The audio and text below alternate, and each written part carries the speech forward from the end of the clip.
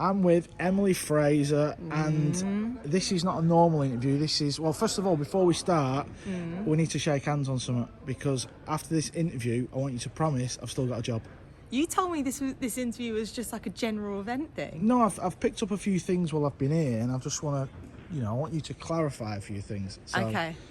Right, there you still see. have a job? Yeah, I still have a job. Oh, no. Right? God, what do I let myself in for? No, wait, it's not going to be too bad. Just Okay. clear a few things up. First question I've got for you is, some of the events recently, we've been playing on a 4-inch pocket, and I know you said you like the 4-inch pocket. I know all the players like the 4-inch pocket. I like the 4-inch pocket. The fans like the 4-inch pocket. Why are these not 4-inch pockets? You motherfucker. Look, do you know what? I totally agree with you. I love the 4-inch pockets. The 4-inch pocket is exactly what it should be. Obviously, these are brand new tables that have come into the UK. I won't lie to you. There was a bit of an issue with the shipping side of things across the globe at the moment with everything that's happening. There is a delay on shipping. I mean, the containers were meant to be here 1 month before the World Championship. Yep. And they're the same tables for both the World Championship and the UK Open and the European Open. And the idea was that they were all going to come over here. We were going to make sure that the pockets were 4 inches. But we were in a situation where we had to just get them here as soon as possible. And our shipping container got pushed back 4 times, which has never happened to us before. So they arrived here. I think it ended up being Monday the 29th or that 28th, a couple of days before we rigged. So we were under it quite a lot. So look, we arrived here, saw the pockets myself. Yeah, so it's not just a case of whatever size the pocket is, pocket. No, okay. definitely not. And I won't lie to you. I've been watching some of these matches, and the player makes a shot, and it rattles, and it goes in, and my heart, it sinks, because I'm like, no, it shouldn't be like that. It should rattle, and it should stay there. Yep. It shouldn't be going in. That's the condition that we should be having. And at the World Championship, that's not good enough. So for any players that are playing in this event, or anyone that's watching it to play in it, it's not going to be like that moving forward.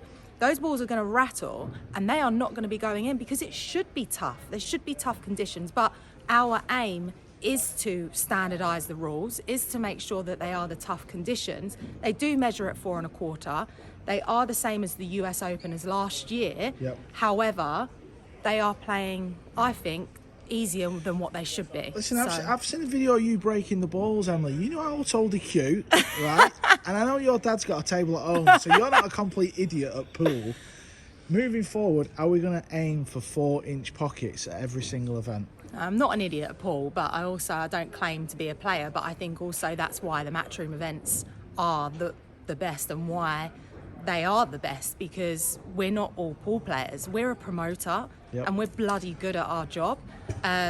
We look at it from a bigger picture, and maybe one thing that I've been trying to do for this event, I've been looking and watching the other tables, been watching how the winner break format's been working, and I won't lie to you, there's been times I've been sitting here and I'm going, shit, maybe this winner break format isn't right. Do we go to alternate?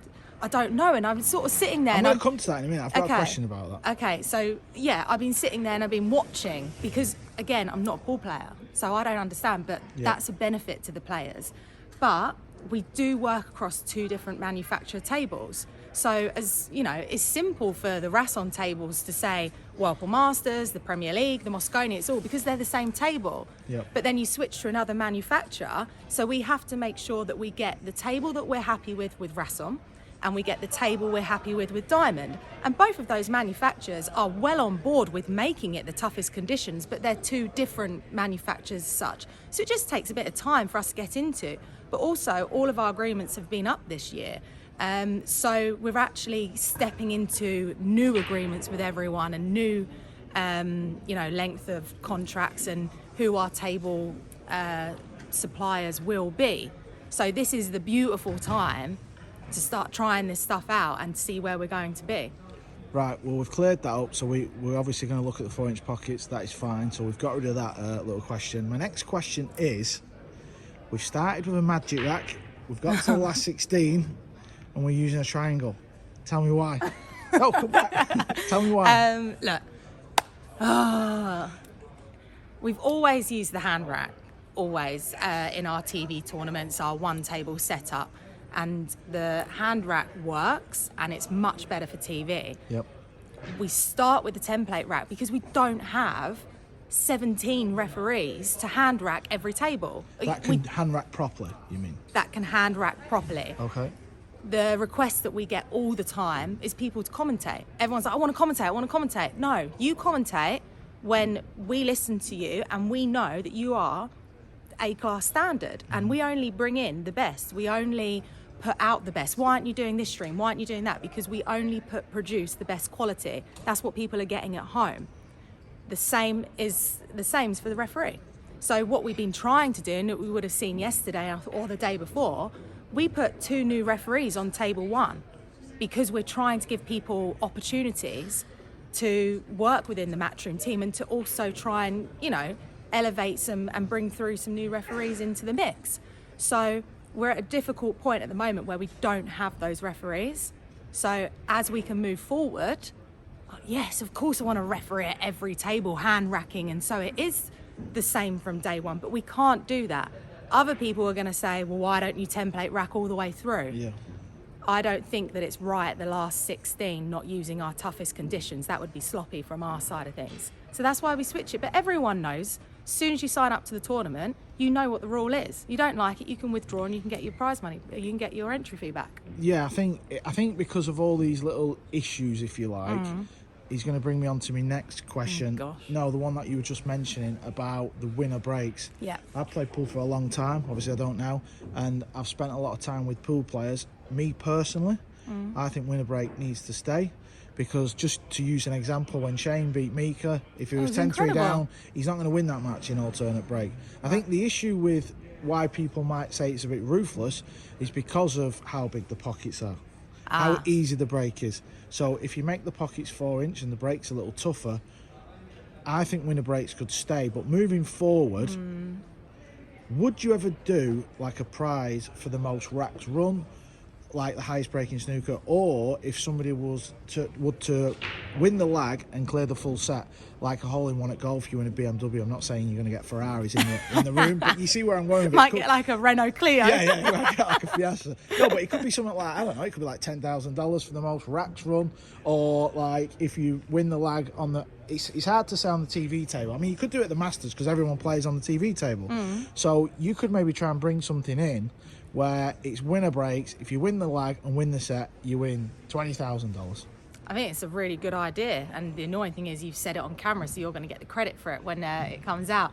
I think what we need to do is, like what you said, standardise the game first, get the pockets right, get the break right, and then we can be in a position to say, okay, what is Paul's equivalent of a 9-darter, the hole-in-one, the 147? Because right now there isn't really. No, and it'd be a good story, I think, moving forward for everybody as well. You know, can you imagine if someone runs the first 3 or 4 and then comms and everyone in the arena is getting told about it, or can he do it? And also there's this point in pool at the moment where, players are literally like, there's no prize money in pool except from, the real big dog event sort of thing. And that's obviously one thing we're really investing into. So players are chasing like any possible way to get any prize money. So if all of a sudden you're looking at an extra 10 grand or something to put into these events for that, then, that's an incredible extra.